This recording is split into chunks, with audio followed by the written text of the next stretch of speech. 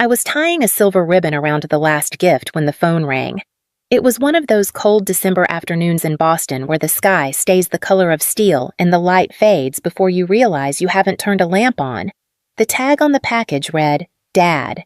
Inside was a vintage fishing lure I'd tracked down online, one of the rare ones he'd mentioned once in passing.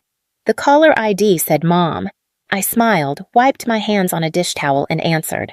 Hi, Mom, I was just... Her voice was even. No tension, no warmth. Just even. Rachel, your father and I have been thinking. We believe it might be best if you didn't come for Christmas this year. There was a pause. Not silence, because I could hear movement in the background. A chair scraping, the clink of a mug. Then another voice, clearer now, male and familiar. My brother Ethan Monroe. He chuckled. No hard feelings, Rach. We'll just pretend we don't know you this year. Make things easier all around. Yeah? I didn't answer.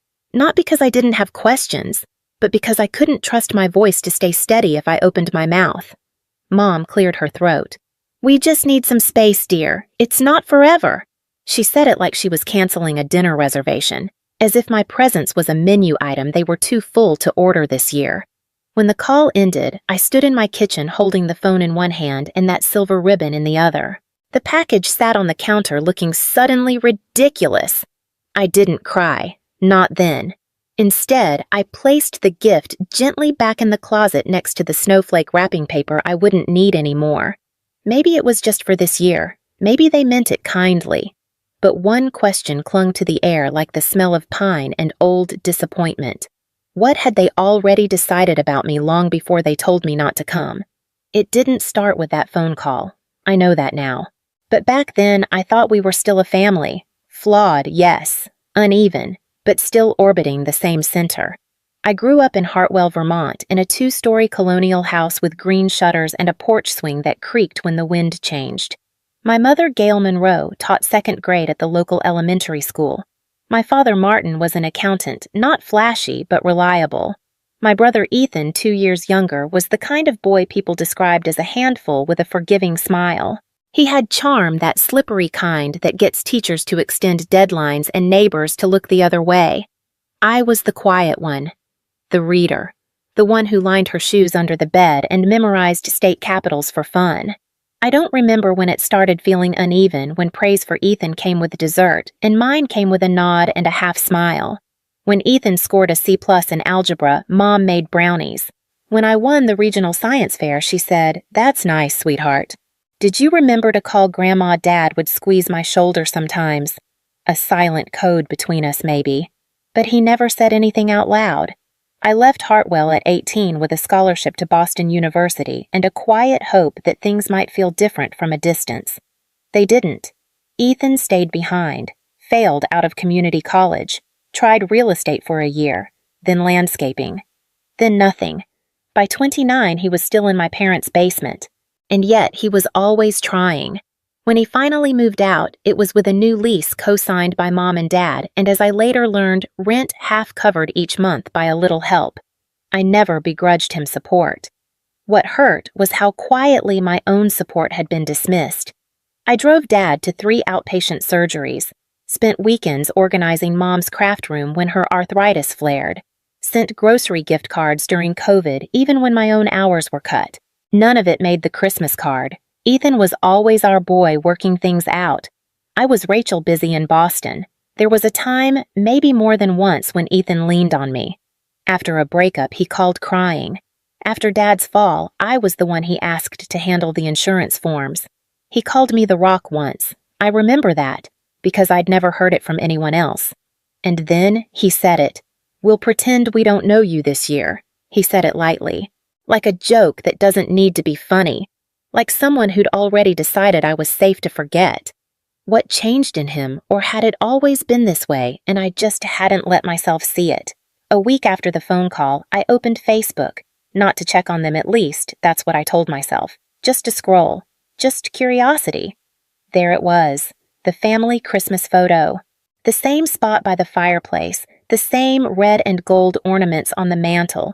Even the same crocheted stockings Mom hung every year. Only, I wasn't in it. Where I used to stand second from the left beside Dad was someone else. Monica Sullivan, our neighbor from 2 houses down. I remembered her vaguely generous, always dressed for brunch and childless by choice. Her husband owned 3 car dealerships across Vermont. She was in the photo smiling between Ethan and my father, holding a glass of eggnog like she'd been there for decades. The caption read, "So grateful for chosen family this year." More photos followed. Monica helping Mom with the cranberry sauce. Monica holding a wrapped gift. Monica clinking glasses with Ethan. It wasn't just that I'd been excluded. It was that the space had been filled. A week ago, I thought I was the difficult daughter, the one they didn't know how to reach. Now I realized I'd been replaced seamlessly, politely, as if I were a faulty light bulb someone finally got around to changing.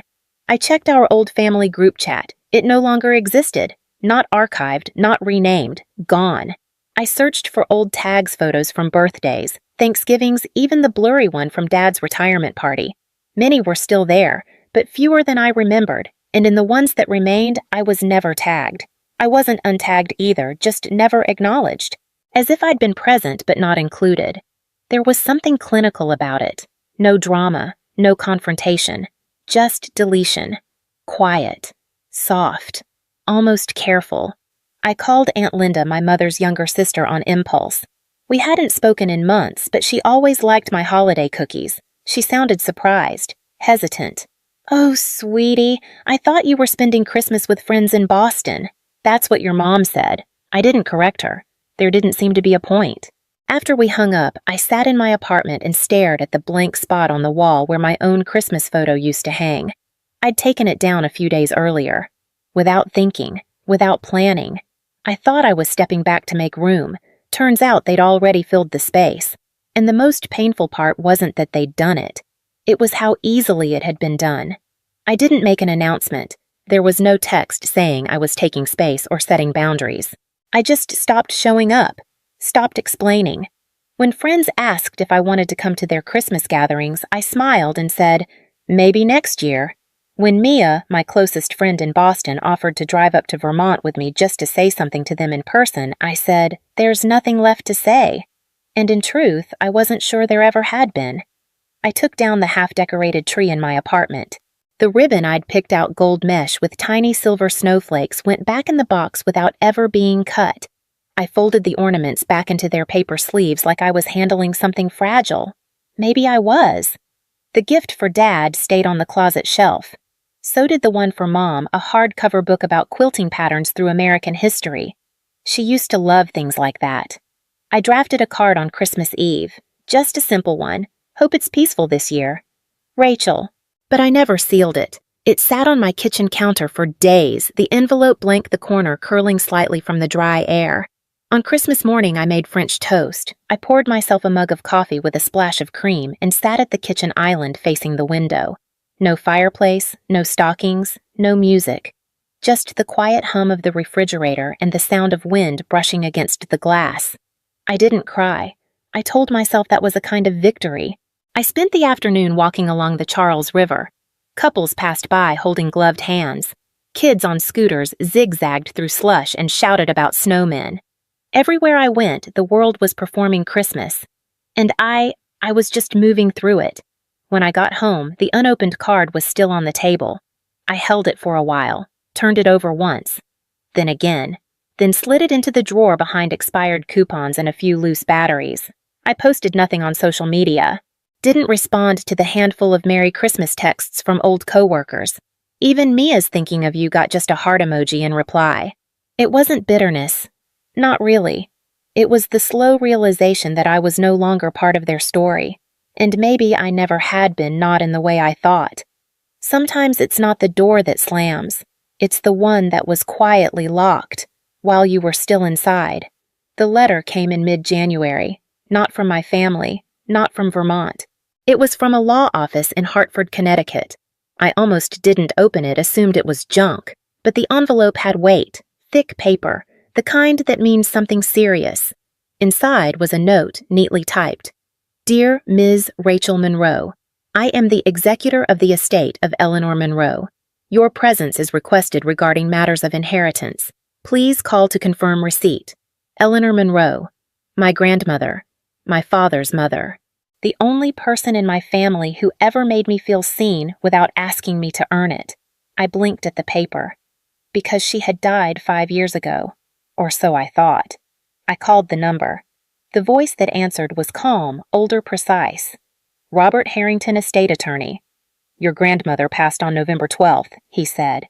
Of this year, he clarified. I sat down slowly. That's not possible, I said. I would have known. My father would have told me. There was a pause. Not out of surprise, out of patience. I believe you should come in, Ms. Monroe. There's more. 2 days later, I sat in a quiet, oak-paneled conference room. There was a leather folder, a cup of untouched tea, and a man with a kind face handing me a death certificate. Date of death, November 12th. Obituary from the Burlington Free Press. Survived by her son Martin Monroe, daughter-in-law, Gail, grandson Ethan. No mention of me. Nothing. Like I'd never existed. Like I'd never been the girl who raked her leaves, brought her tea when her hip acted up, drove 3 hours just to change a light bulb because she didn't trust electricians. Why wasn't I told? I whispered. She asked that I contact you directly. She suspected your family might delay. He placed another document before me. Her will. Everything her home investments belongings left to me, with the exception of a modest sum set aside for Ethan and some keepsakes for my father.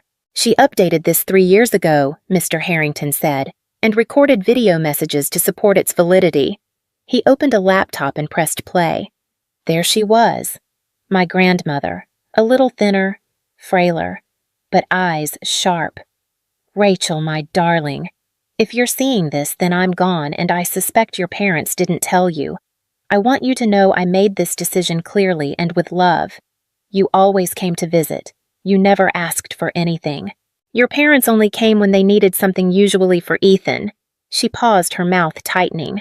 After your grandfather passed, I gave Gail power of attorney while I recovered from surgery. She used it to take out loans against my house. Small at first, then more. When I found out, I revoked it, changed my will, told them. They weren't happy. Another video followed, then another. In each, she named dates, showed bank statements, spoke clearly, made jokes.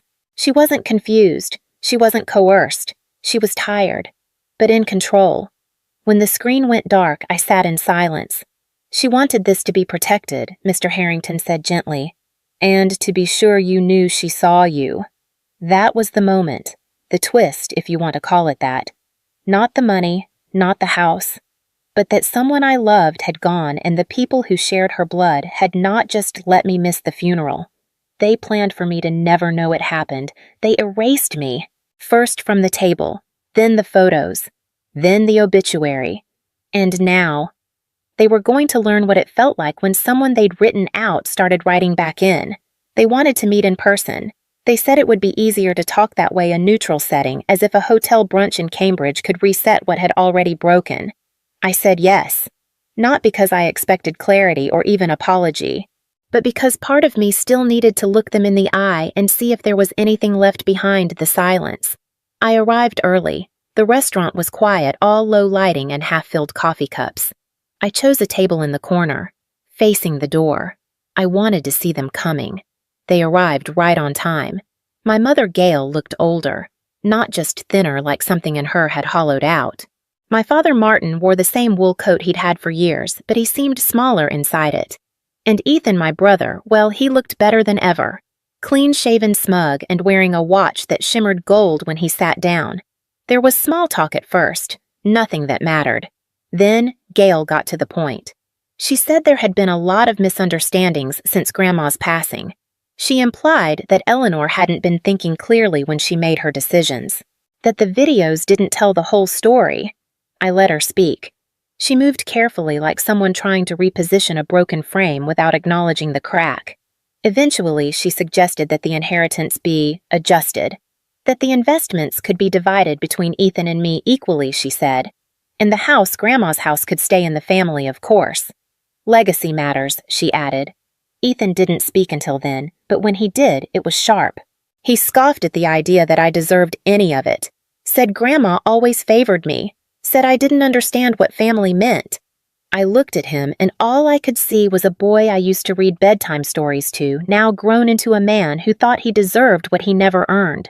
My father tried to step in, his voice soft. He said, maybe we could find a solution that honors everyone. But I'd already heard what they meant by that. They didn't want peace.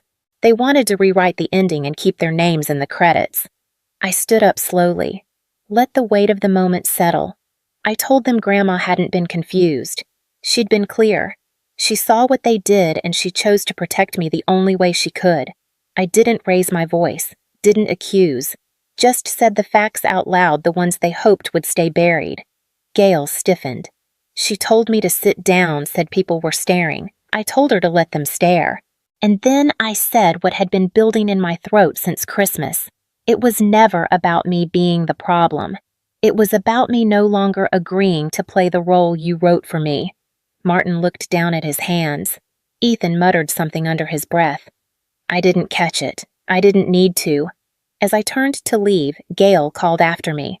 If you walk away from this, Rachel, don't expect to be welcomed back. I didn't turn around, because they'd already told me I wasn't welcome. After that brunch, they tried again. Texts, missed calls. One long email from my father that started with, "We still love you," and ended with, "But your reaction was deeply hurtful." I didn't reply. I wasn't angry. Not anymore. That was the strange thing about it.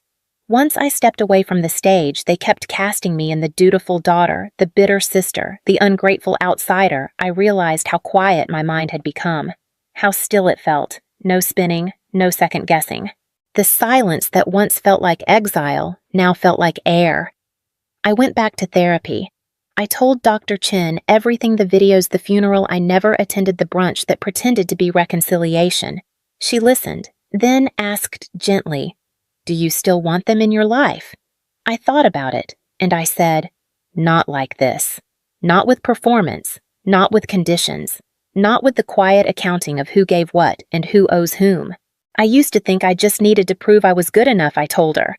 "Now I think I just needed to stop trying." She nodded, wrote something down, then said the word I hadn't been ready for until that moment. "You didn't leave them, Rachel.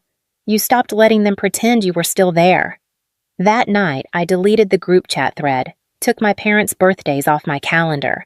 I boxed up the framed photo from years ago, the last one where we all smiled on the porch like we meant it, and placed it gently in the back of my closet. Not out of spite, but because I no longer needed it on the shelf. They kept telling people I'd changed. Maybe I had, but the truth was simpler than that. I just stopped apologizing for existing. A year later, I hosted Christmas for the first time. It wasn't big, just a few friends. People who'd seen the whole unraveling and stood beside me anyway. Mia brought her famous cinnamon cookies. Thomas brought too much wine. Someone brought fairy lights, someone else brought laughter. We had no tree, just candles in the windows and a pot of mulled cider on the stove. Soft music played in the background, Nat King Cole, quiet and familiar. The windows fogged from the heat, and someone wrote a smiley face in the steam. No one asked where my family was. No one made space for ghosts. Before dinner, I walked into the living room and placed a small photo frame on the mantel.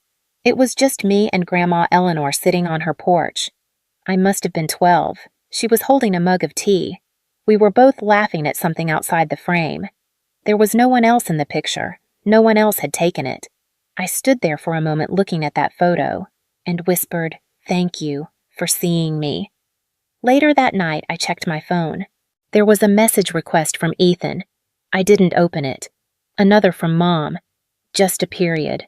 No words. No context. As if she still thought silence could be power. I closed the app, turned off the light. The photo stayed on the mantel. Still. Unmoving. Unbothered. It didn't ask for explanation. It didn't need forgiveness. It just existed like I had all along, even when no one believed I did. You don't need to be in their picture to exist. You just have to stop letting them crop you out. If you've ever been quietly replaced and no one said your name again, just leave a dot. You don't need to tell the story. Sometimes one word they never said to you is enough.